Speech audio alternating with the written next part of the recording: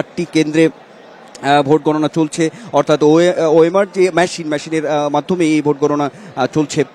এখন পর্যন্ত আমাদের কাছে এই তথ্যটি আছে। তো যেটি আমি বলতে চাই যে কোনো কোনো কেন্দ্রে কিছুটা আগিয়েছে ভোট গণনা, আবার কোনো কোনো কেন্দ্রে যে খুব বেশি এগিয়েছে এমন না, কিছুটা পিছিয়েও আছে। এর কিছু তথ্য বা কারণ যে বিষয়টি সেটি আমাদের কাছে আছে, সেটি হচ্ছে যে আসলে প্রার্থী সংখ্যা তো অনেক। আমি যদি বলি আপনাকে যে এই ডাকসু নির্বাচন, হল সংসদ নির্বাচন, অর্থাৎ এই প্রার্থী সংখ্যা হল সংসদেই তো প্রতিদ্বন্দ্বিতা করছে 1000-এর উপর 1035 জন প্রার্থী। আর এদিকে আমরা যদি দেখি যে ডাকসুতে 28 পদের বিপরীতে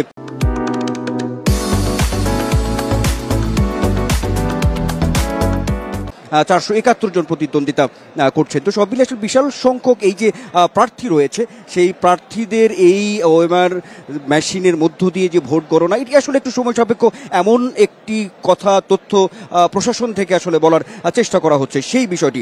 আর এখন একেবারেই অপেক্ষমান এখানে সবাই, আমরা গণমাধ্যম কর্মী, সেই সঙ্গে এখানে যারা প্রার্থী আছে, সমর্থক আছে, এই সিনেটের ভেতরে যেমনটি আপনি দেখতে পাচ্ছেন, সেই সঙ্গে যদি বলি যে সিনেট ভবনের যে বাইরেও কিন্তু সেখানে একেবারেই কিন্তু পরিপূর্ণ সমাগম। একেবারে ক্যাম্পাসের যে পরিস্থিতি আমাদের কাছে তথ্য আছে, সেখানেও কিন্তু কিছুটা উত্তপ্ততা আছে। আর আমরা তো দিনভরই, যেটি আপনি আলোচনার মধ্যেও রেখেছেন, এই যে উত্তপ্ততা পাল্টি যে অভিযোগের যে বিষয়গুলো রয়েছে, সেই বিষয়গুলো কিন্তু এখন পর্যন্ত বিরাজমান। তো সব মিলিয়ে অনেক বলতে গেলে যে বিষয়টি সেটি বলতেই হবে যে খুবই আলোচিত ডাকসু নির্বাচনের ফলাফল।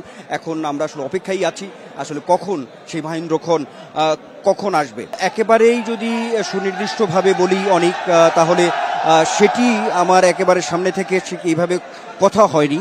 তবে কিছুক্ষণ আগেই যদি আমি আপনাকে 1-1.5 ঘন্টা আগের কথাও বলি, সেখানে সিনেট ভবনে যে প্রধান যে রিটার্নিং অফিসারের যে কার্যালয় আছে, সেখানেও কিন্তু আমরা দেখেছি যে ছাত্রদল মনোনীত যে ভিপি প্রার্থী তিনি এসেছিলেন, লিখিত কিছু অভিযোগ দিয়ে গেছেন। আসলে এইরকম সুনির্দিষ্টভাবে যেভাবে আসলে পাল্টাপাল্টি অভিযোগের জায়গাগুলো তৈরি হচ্ছে আমরা দেখেছি এই প্রার্থীদের মধ্যে, তাতে করে সুনির্দিষ্টভাবে আসলে ফলাফল কি হবে, যেটি হোক আসলে মেনে নেওয়া হবে কিনা, এই উত্তরটা দেওয়াটা আসলে একটু মুশকিল।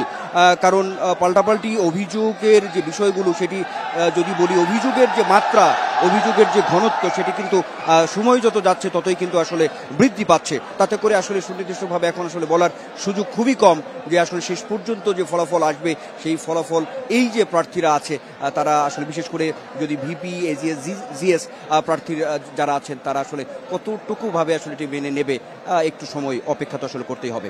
অনেক